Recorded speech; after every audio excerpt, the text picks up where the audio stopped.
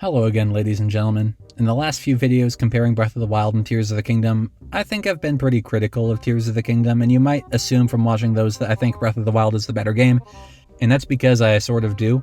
But today we're giving Tears of the Kingdom an easy win over Breath of the Wild because we're comparing boss fights. Now, Breath of the Wild had good boss fights, contrary to many people's opinion. People give Breath of the Wild's Blight Ganons a lot of grief for being samey, but mechanically they do have a good amount of variety. Each of the 4 Blight Ganons has a unique set of attacks. Water Blight is long-ranged, Thunder Blight is really fast, Fire Blight can throw motes of flame and battles you on top of a giant lizard mech inside of a live volcano, and Wind Blight uses a lot of laser beams and can summon tornadoes. In addition, each boss has a unique mini-challenge before moving on to the second phase. So the Blights have some similarities, but also have a respectable amount of variety. The issue of feeling samey comes mostly just from their aesthetic. They do all look very similar. Add the fact that all of these battles take place inside or on top of divine beasts, and suddenly almost every boss fight takes on the same aesthetic. I say almost because Master Koga is his own deal. He's goofy, thematically separate, and is battled in a way that is totally unique from the Blights, which is great. He's played off as a joke and is way too easy, but I think Breath of the Wild could have benefited from some more fights like Koga.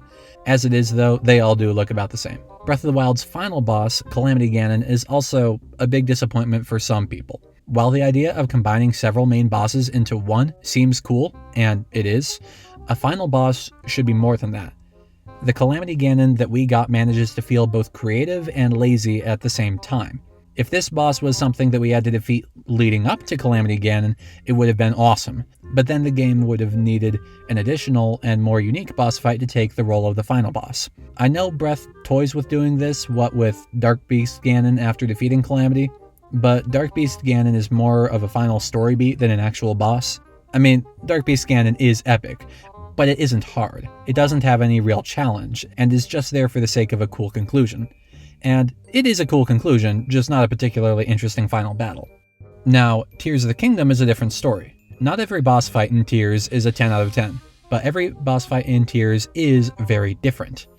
First of all, they're very different aesthetically, both in boss design and in the battle arenas.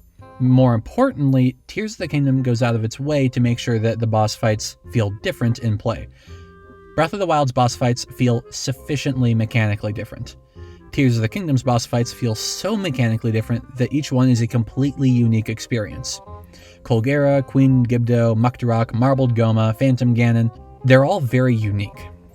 I think for the crowd of people who thought that Tears of the Kingdom was a letdown, the boss fights were the game's saving grace that made it worth playing.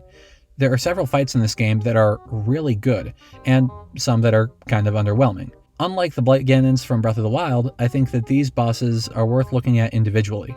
So I guess that this is also a tier list video. Colgera was the first boss I fought in this game, and it is an epic and glorious boss fight that lasts for maybe 90 seconds. Seriously, this boss fight is a lot of fun, but there is no challenge at all. It is super quick. To its credit, however, I was talking about how these boss fights are really unique, and this one is probably the most unique. I don't think there's any other boss fights where you spend most of the flight mid-air, so I'll still give it an A tier. Muktarok was an interesting boss. I liked a lot of the ideas behind this boss, like how parts of the battlefield got covered in goop and had to be cleared, and how you could stun the boss with water. But apart from that, most of the fight was just a matter of how good you are at hitting a small moving target. I would say that this boss is a B tier. Queen Gibdo is, I think, simultaneously the best and worst boss fight in the first 4 temples. She's good because she's difficult, and I say that because if there's one weakness that both these games' boss fights have, it's that they're way too easy, especially since you can still pause and eat in Tears the same as in Breath. So high difficulty can be good. I died to Queen Gibdo maybe 8 or 9 times before defeating her. The problem I have is how I died. In the Thunder Temple arena, there's these light pillars that she can't run through. And when she charges at you, she kind of gets slingshotted around the light pillar, drastically changing her trajectory. And this ended up getting me trampled a lot. This is where most of my deaths came from in this fight. The light pillars are supposed to be helpful, but the slingshot effect ended up getting me killed more than any normal attack in that fight. So I felt like I was losing to a gimmick that was supposed to be helpful. So I would put this one at C tier. I had the same feelings about the Marbled Goma that I did about the Muktarok. It had some unique gimmicks, like how you have to recall its rocks in order to escape the rock circles it makes.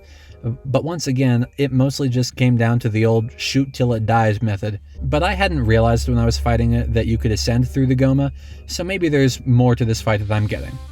This is B tier, but it's above the Muktarok. The Seized Construct is F tier. Phantom Ganon is awesome. He's more of a mini-boss in most locations, but I like how he has different weapons in different locations. It really keeps it fresh. The battle with the 5 of them in Hyrule Castle is also really cool. This is an A tier fight.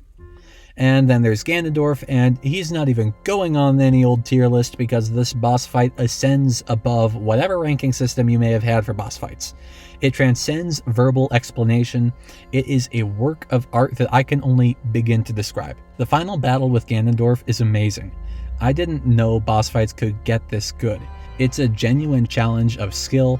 I got so much better at combat just trying to get through this fight, partially because I was down to 4 hearts and out of Gloom Food when I got to him, so it took like 3 hours. But the choirs and the organ music set a glorious backdrop for this final encounter, and Matt Mercer's delivery on Ganondorf's voice lines is flawless. The combat is tight, and Ganondorf's shifting weapons, not unlike the Phantom Ganons, keeps the battle fresh throughout. And once you deplete his health bar, this happens.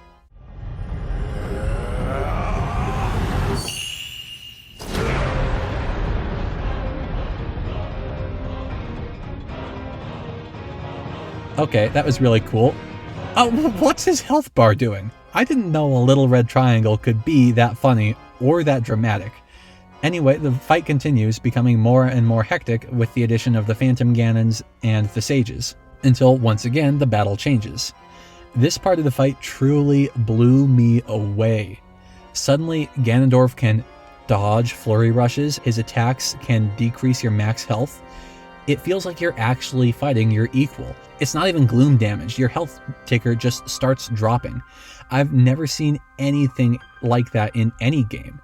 This seemingly last section is so intense, and you have to be more careful and precise than ever as his moveset changes, and when you finally defeat him and it looks like the fight might be over,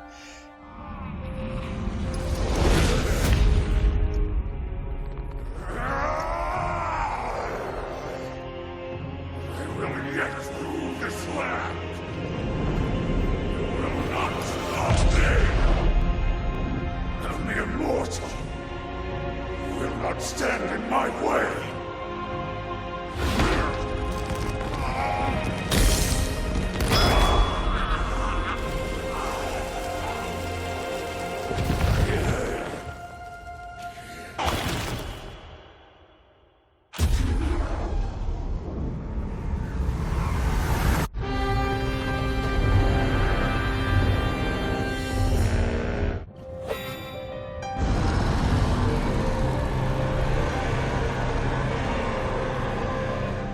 That brief moment when you think you've defeated him, with the strangely tragic and harrowing orchestra in the background that builds and peaks in this moment where Ganondorf consumes the dragon tear, I was so excited. The final phase of this battle, where the light dragon comes to your aid, is so good.